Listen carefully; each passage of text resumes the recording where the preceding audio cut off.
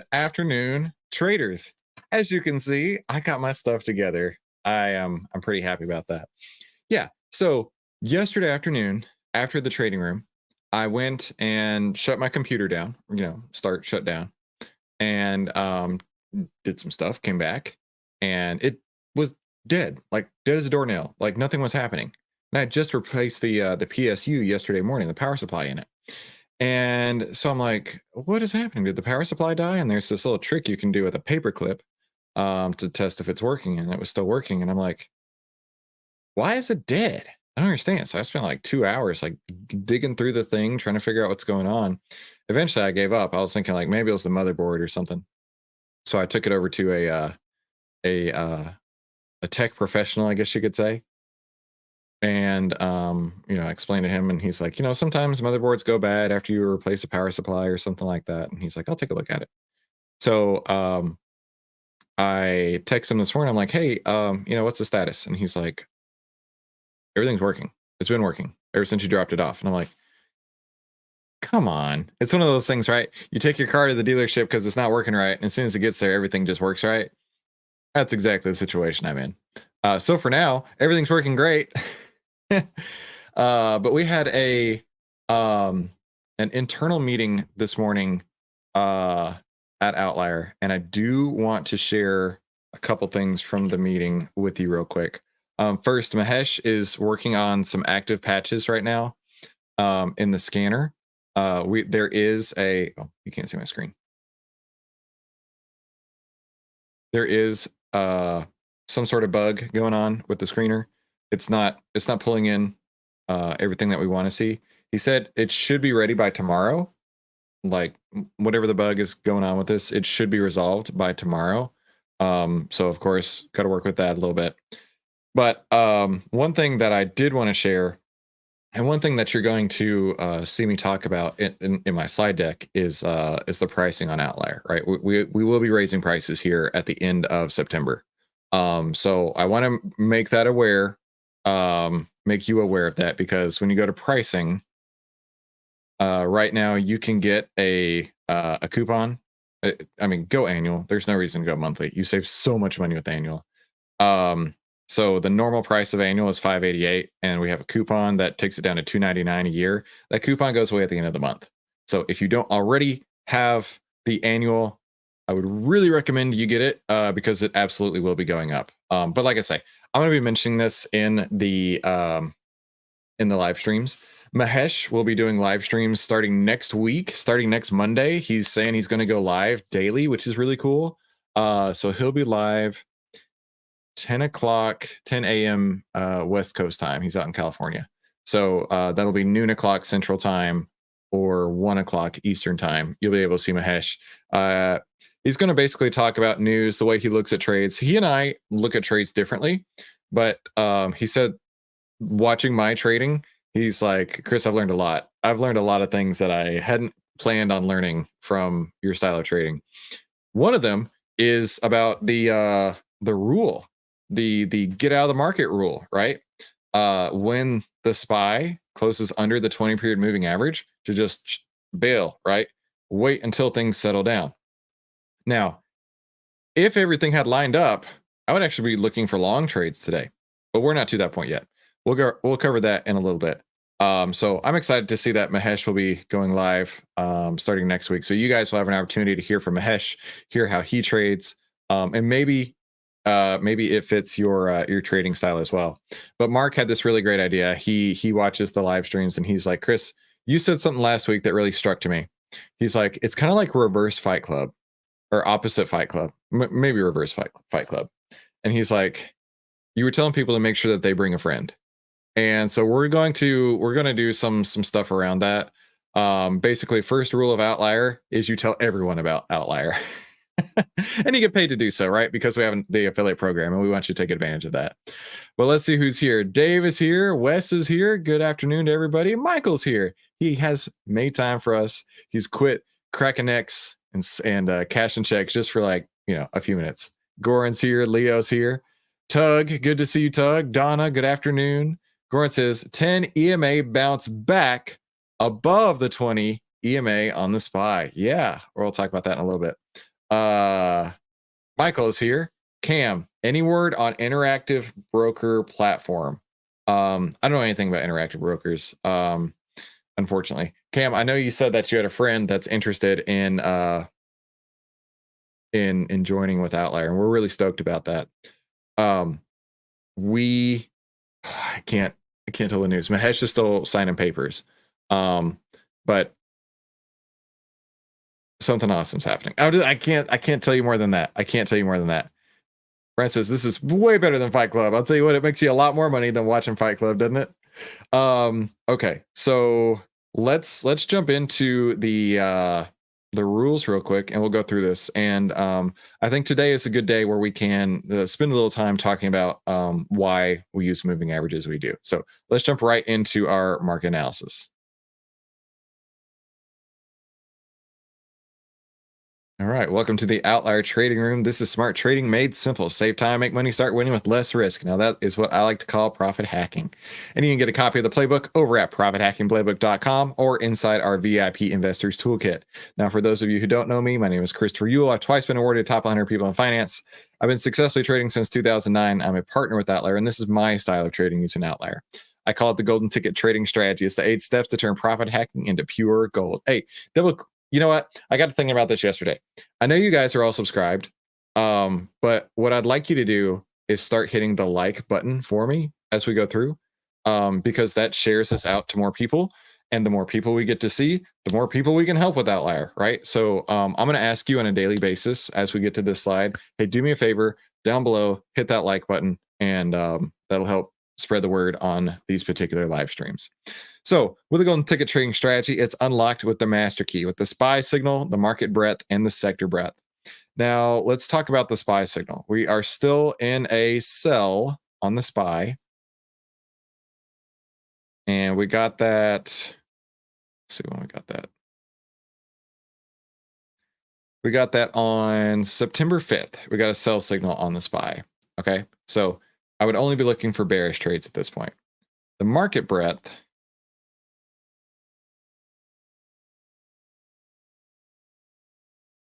is very bearish, right? This is the percent of stocks on the bull list, the percent of stocks that have buy signals here. And as you can see, it's very cyclical, right? And right now it's trending downward. And when it's trending downward, like less and less stocks are getting buy signals and more stocks are getting sell signals. So from a macro perspective here, when the market is moving one direction or another, yet it doesn't have the breadth behind it, I would consider this a very weak trend, right?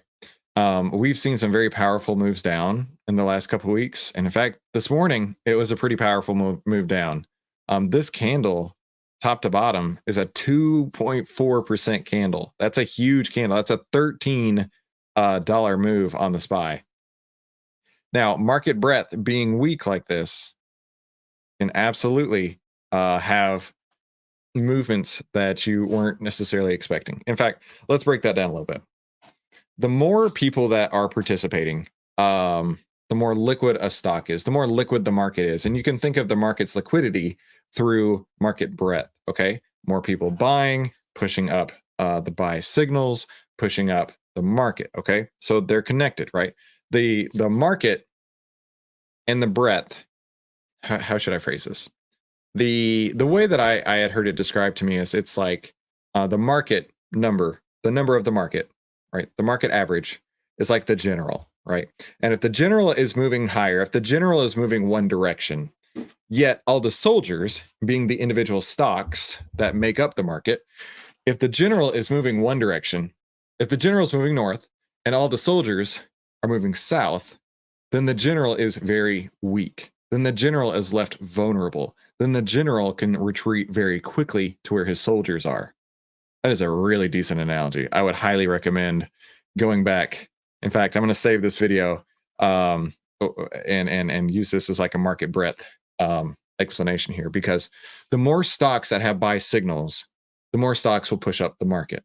But when the market moves like this, while the breadth is coming down, that leaves you vulnerable. That leaves you like the exposed general. That leaves the market in a weak upward trend. Now, when they move together, when the breadth is going higher, meaning more and more stocks are getting the buy signals, that inherently pushes up the market, right? It's like filling up the bathtub. Okay. When more and more stocks have those buy signals and the market is pushing higher, it is a very strong trend moving in one direction. But when you have the dissection here, when breadth is going down while the market price may be up for today, it's a very weak trend. So I would be highly, highly cautious. Now, yesterday, we didn't take any short trades, even though I really wanted to, because it had closed above the 50 period moving average. And this morning, it was well below the 50, and it's popped right back up over the 10, over the 50, and over the 20. So this is really key here, right? This is a crucial level. If we can see, and in fact, we've got an order block right above this. So I would actually see, I would expect some reversals. In fact, let's do Chris's prediction time.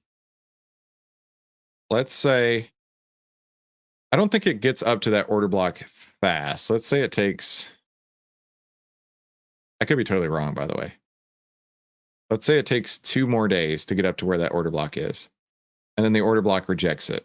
And then it bounces around in this area for a little bit. And then back down. That's what I think is likely to happen.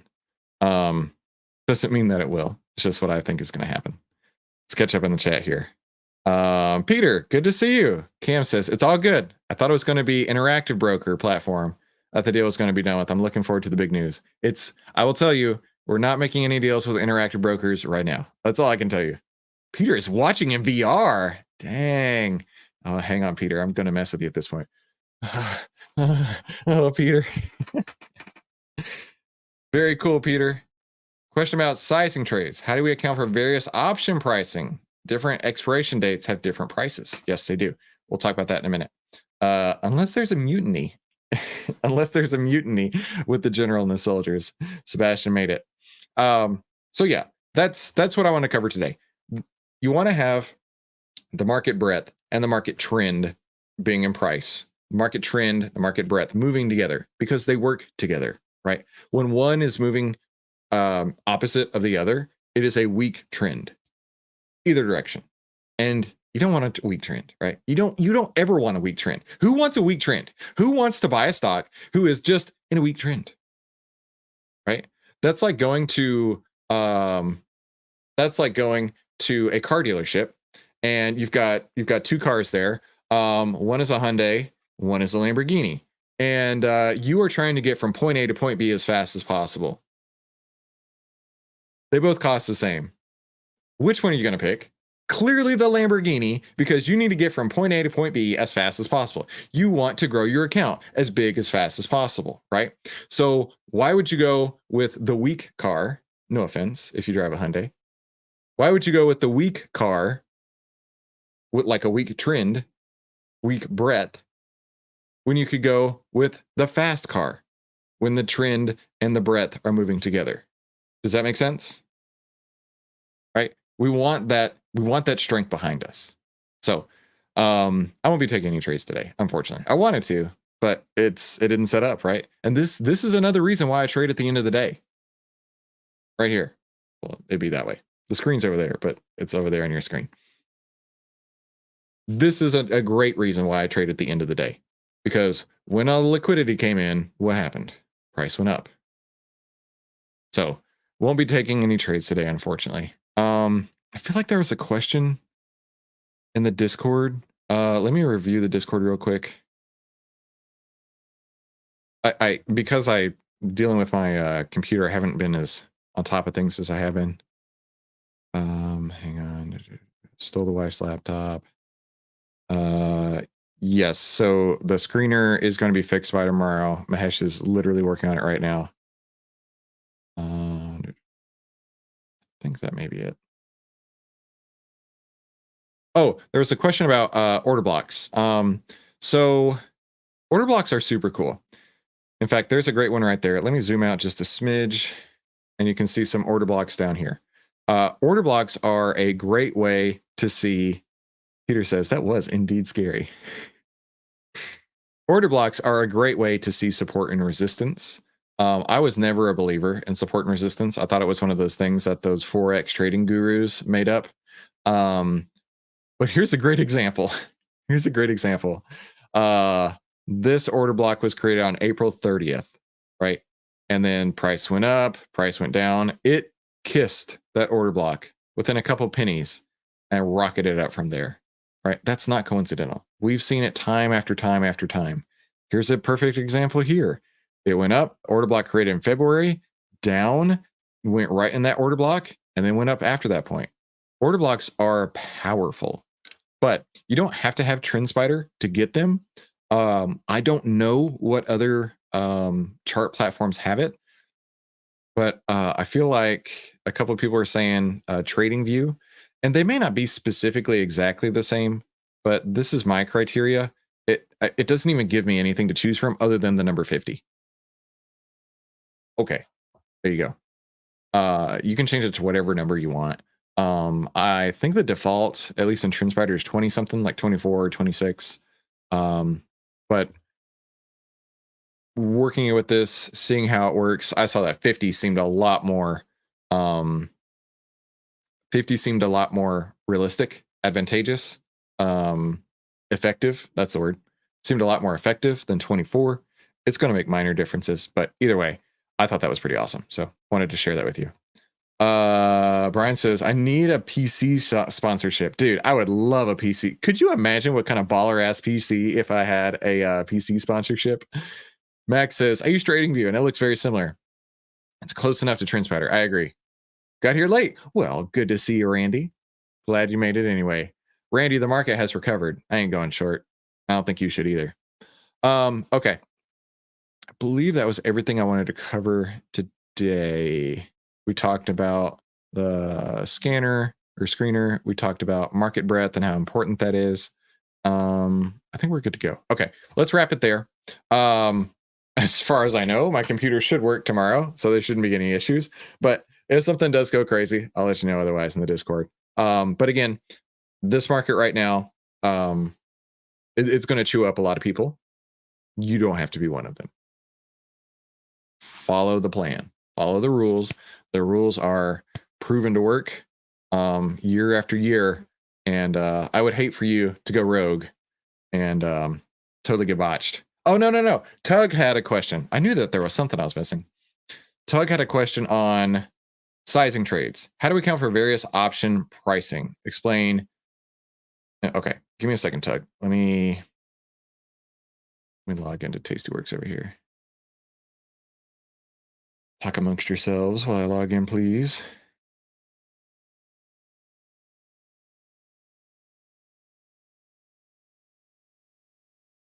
All right.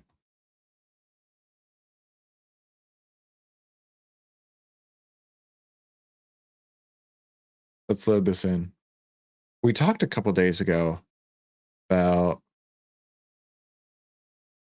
the math behind position sizing and why ATR is so vital.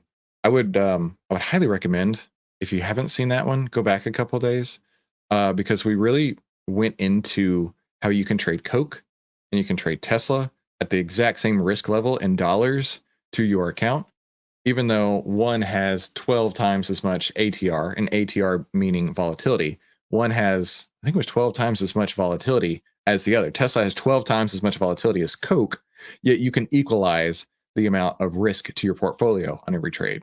So I would highly recommend reviewing that video. But to Tug's question here, he's talking about position sizing on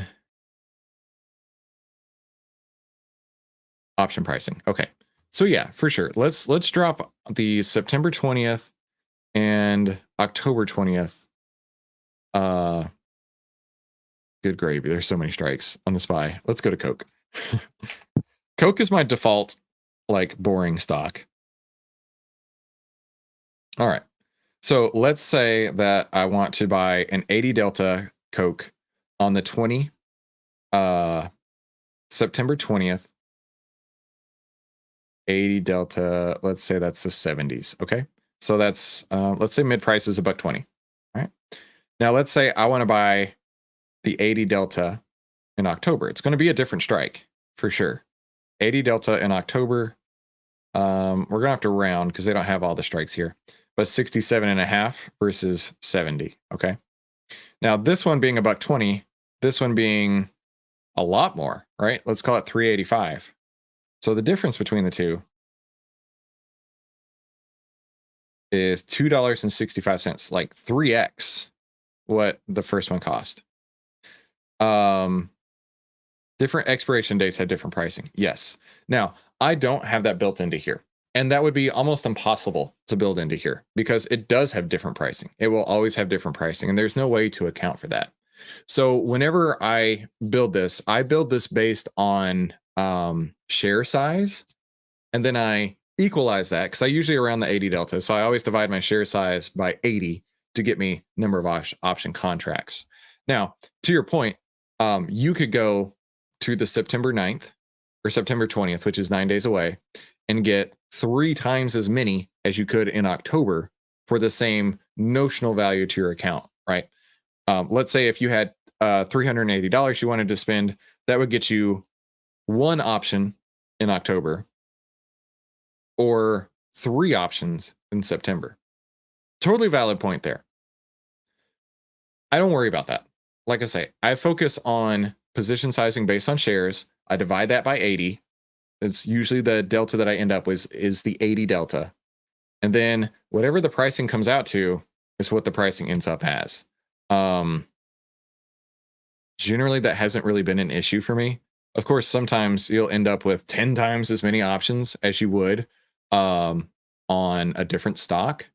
But there's not a real way, in my opinion, and I could be wrong, to normalize that betwixt expirations. So I don't worry about that. I just focus on hitting around the 80 delta. As long as everything else falls through, it's not been an issue for me. So I don't know if that is a great answer to your question.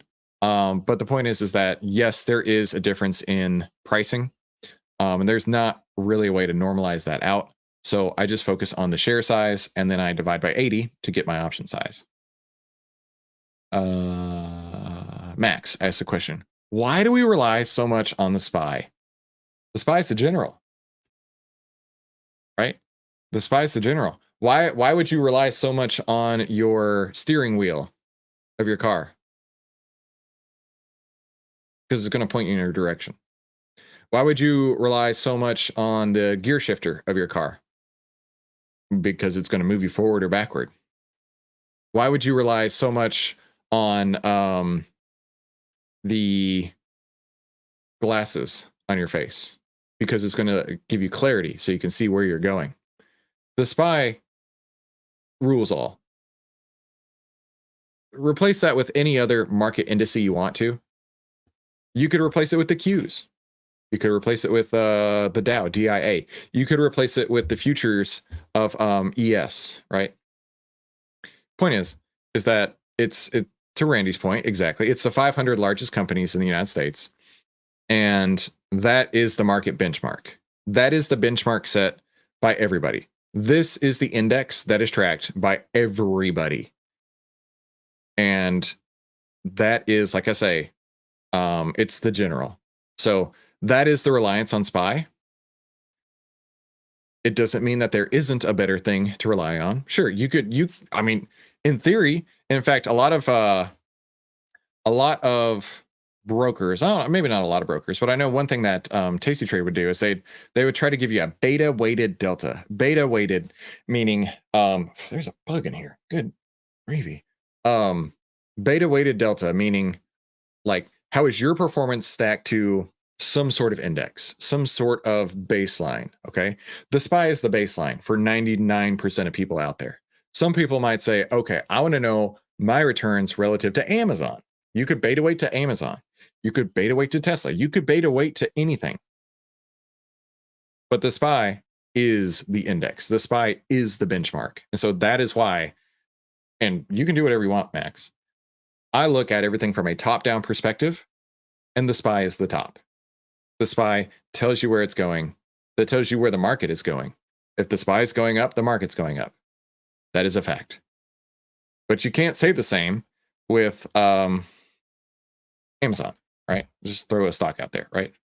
You can't say the same with Amazon, okay? Because Amazon isn't the market. You can't say the same with Nike. We looked at Nike yesterday, right? Because Nike's not the market. The market is the SPY. That's why I look at it. Thanks, clear now. Very cool.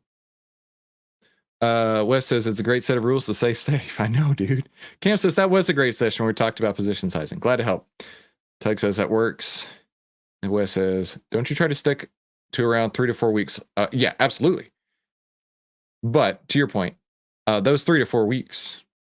So I usually go 21 days to expiration. I will fudge that. I will fudge that if needed. In fact, when I was looking at Etsy yesterday, I'll give you a great example of fudging that I was ready to do. Had we put on Etsy, which would have been a great trade, I was ready to go, not in October, but to September. Here's why. In October, the puts, we got to look on this side for puts now, not on the call side.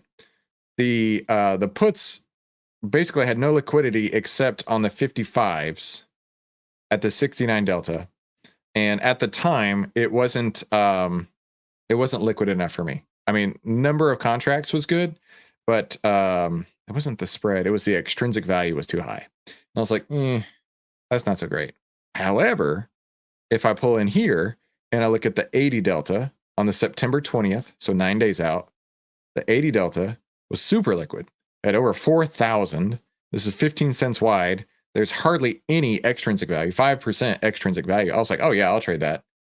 So it's a guideline, but I will fudge that every now and then if needed, more for liquidity's sake than anything else. So, all right, cool. Covered a lot, didn't we? Thank you all so much for coming. I really appreciate your time. We do this every day to help you out. This is something where we feel here at OVTLYR, and this is one thing Mark mentioned this morning. He said, Chris, we really need to stress the fact that we couldn't do this without you, right? We at OVTLYR could not do this without you, and we are eternally grateful, and we would like to return the favor by trying to make you as much money as possible. So thank you all so much for coming. We will try again to go short tomorrow, but if not, we'll continue to control our risk and wait until something pulls through. Thank you so much for coming, and we'll talk soon.